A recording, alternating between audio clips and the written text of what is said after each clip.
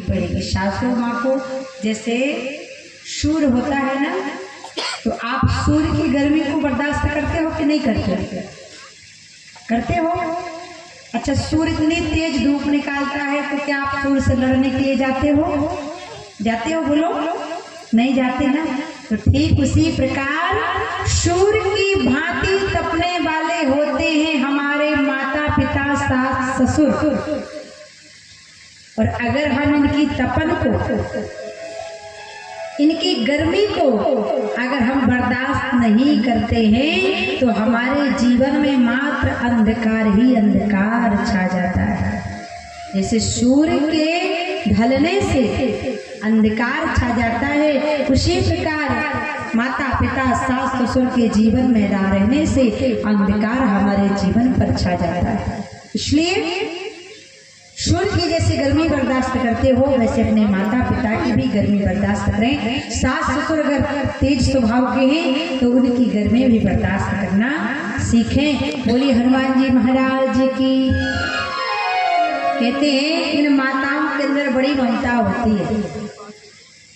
माँ की ममता का कोई मोल नहीं है, क्योंकि पिता में और माता में बड़ा अंतर है। एक माँ अपने बच्चे को अंदर से प्रेम करती है और एक पिता प्रेम तो करता है लेकिन बाहरी रूप से। अब पूछिए कैसे? ध्यान देना। किसी माँ का छोटा सा नूनू है, बच्चा है, अब उसका आंख का काजल फैला हो, नाक बह रही हो, शरीर में धूल लगी हुई हो और पिता ड्यूटी पर जा रहा हो और बच्चा जाए पिता से बोले मुझे गोद ले लो, तो पिता गोद में लेने वाला नहीं। क्या कहेगा? अभी जाओ जाओ मम्मी के पास जाओ, अच्छे बनकर आना, फिर गोद में ले ले। वही बच्चा जब माँ के पास जाता है तो माँ 10,000 की साड़ी भी पहने होती है ना, तो अपनी साड़ी के पल्लू से उस बच्चे की धूल साफ कर देगी, काजल पोंछ देगी और चारों तरफ देखेगी कोई देख तो नहीं रहा, तो तुरंत उस पल्लू से उस बच्चे की नाक भी पोंछ देगी। फिर वही बच्चा जब अच्छा राजा बेटा बन जाएगा और पिता देखेगा तो पिता क्या कहेगा? आजा मेरा बेटा, आजा आजा। तो माँ की ममता का कोई मूल नहीं है। माँ की ममता था।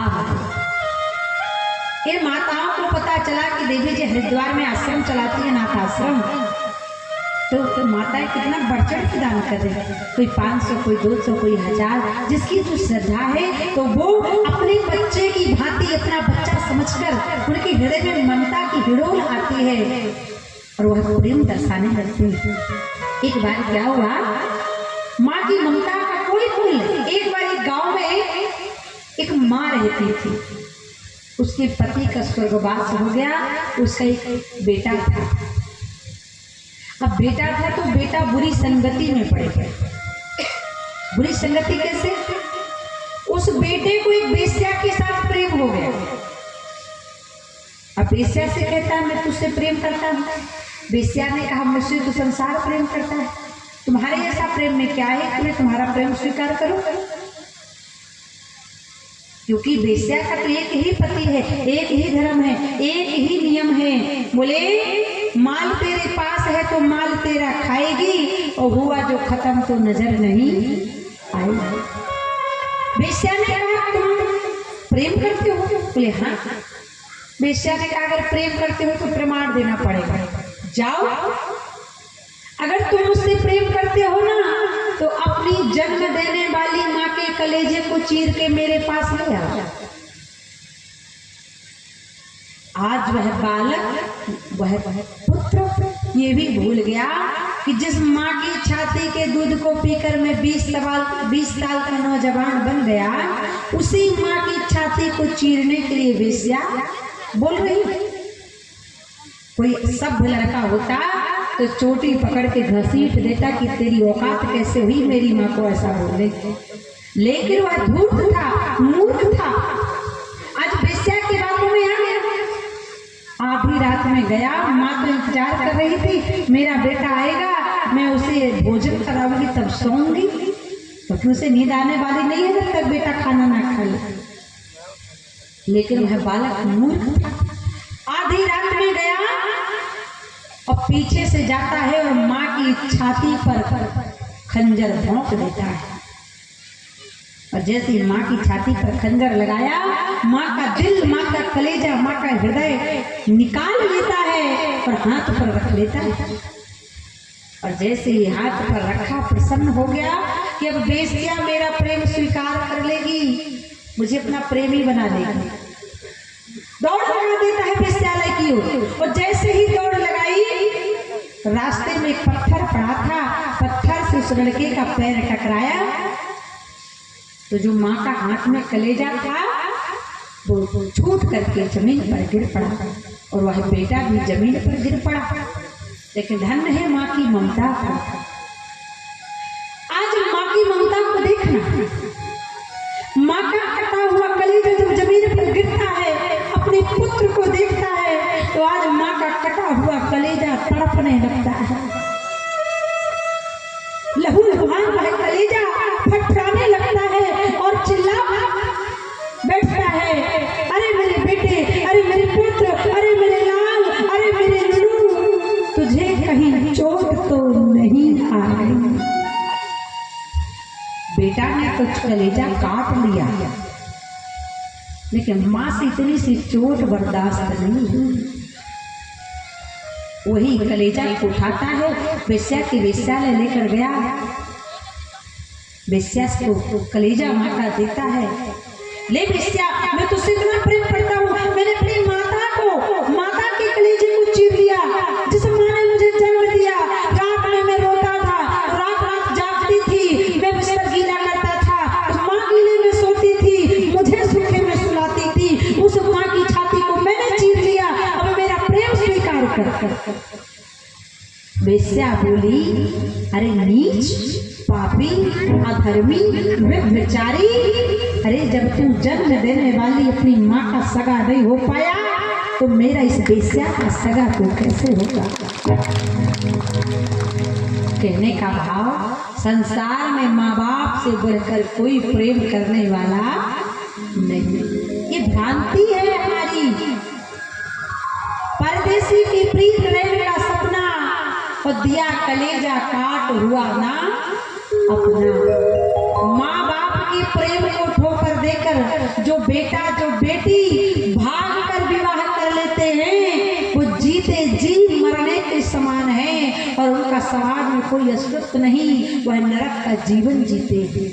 देखो आप रामचरितमानस उठाकर देखो, मैं रामचरितमानस से बाहर बात नहीं करूंगी, रामचरितमानस को उठाकर पढ़ो ना। रामचरितमानस में एक लड़का हुआ और एक लड़की हुई, और दोनों ने अपनी मर्जी से विवाह करना चाहा, माता पिता की नाक पर कलंक लगा दिया, लेकिन दोनों का विवाह सफल हुआ क्या? नहीं। तो लड़का कौन है? बोले नारद जी। नारद जी ने अपनी इच्छा से विवाह करना चाहा, तो उनको बंदर बनना पड़ेगा, विवाह तो हुआ नहीं, बंदर और बने। और दूसरी लड़की मानस में, लड़की कौन? बाबा बताते हैं, जिसने ना माँ की इच्छा जानी, ना पिता की इच्छा जानी, ना भाई की, ना समाज की, और डायरेक्ट दूल्हे से कहती है मुझसे विवाह कर। वो कौन? कि पंचवटी को गई एक बारा, भैया बिकल देख जो गले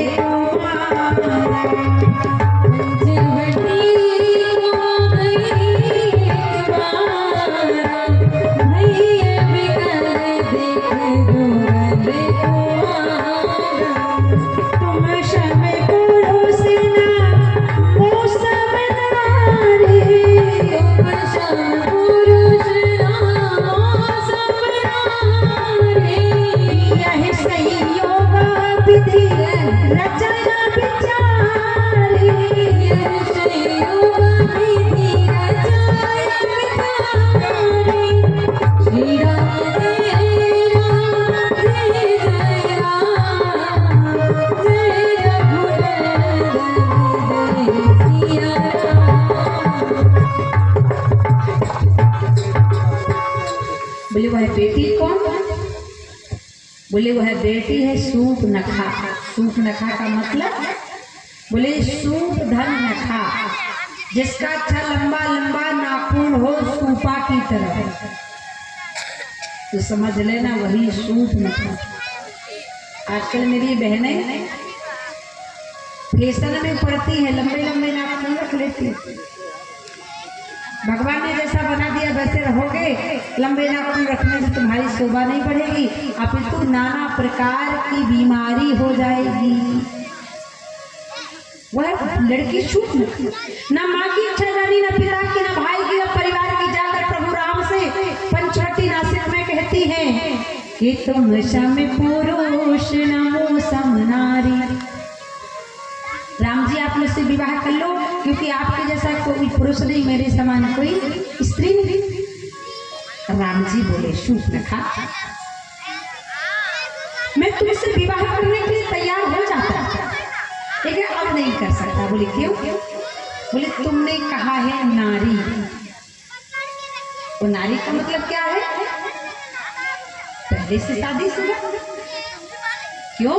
क्योंकि हमारे भारतीय कल्चर में, भारतीय सभ्यता में जब तक बेटी पिता के घर में होती है तो उसे समाज क्या कहता है? कुंवारी। और जब वही बेटी पिता उसके हाथ पीले कर देता है, कन्यादान कर देता है, और पति के घर जब वह चली जाती है तब बनती है नारी। और जब उसकी गोद में छोटा सा लल्ला लाली नुनू आ जाता है तब वही बनती है महतारी। राम जी ने कहा तुमने कहा नारी, तुम सम पुरुष नमो सम नारी। कुंवारी तो कहा नहीं, नारी कहा। इसका मतलब तुम पहले से शादीशुदा हो, और जिसकी शादी हो चुकी हो तो उसकी दोबारा शादी होती, क्योंकि जन्म विवाह एक ही बार होता है, बार बार होता नहीं। शूर्पनखा ने कहा प्रभु आपको विवाह करना पड़ेगा, क्योंकि आपके जैसा कोई पुरुष नहीं जिसने अपनी भुजाओं को उठाकर ये संकल्प किया है कि मैं इस पृथ्वी को निश्चल विहीन कर दूंगा। और मेरे जैसे कोई स्त्री नहीं, क्योंकि मैंने संकल्प किया है कि जब तक अपने पति विद्युत जिह्वा की मौत का बदला लेकर भाई रावण का वंश नाश नहीं कर दूंगी, तब तक शांति से बैठने वाली नहीं। और राम जी समझ गए कि ये तो आक्रोश में आई है। राम जी ने कहा देखो हम तो विवाह करेंगे नहीं, तुम्हें विवाह करनी चुल है तो जाओ, इतनी जल्दबाजी है तो जाओ लक्ष्मण के पास चले जाओ। अब विचार, राम जी ने लक्ष्मण जी के पास क्यों भेजा? क्योंकि लक्ष्मण जी हैं काल, और काल के आगे किसी की दाल गलने वाली नहीं। अब शूर्पनखा लक्ष्मण जी के पास गई, और शूर्पनखा रहने वाली कहाँ की है? माता। पीछे की माताएं बोल रही हैं टाटी झरिया नहीं, कहाँ की रहने वाली है शूर्पनखा? लंका। भारत की नहीं है, विदेश की है। तो जाके लक्ष्मण जी से कहती है, अब विदेशी औरतों को मर्यादा कैसी बोलो जैसी, मर्यादा तो भारत में है। अब शूर्पनखा लक्ष्मण जी के पास गई और कहने लगी लक्ष्मण जी मुझसे विवाह कर लो। लक्ष्मण जी समझ गए, और तुरंत लक्ष्मण जी ने 1 मिनट नहीं लगा और शूर्पनखा का प्लेटफॉर्म साफ कर दिया। क्या किया?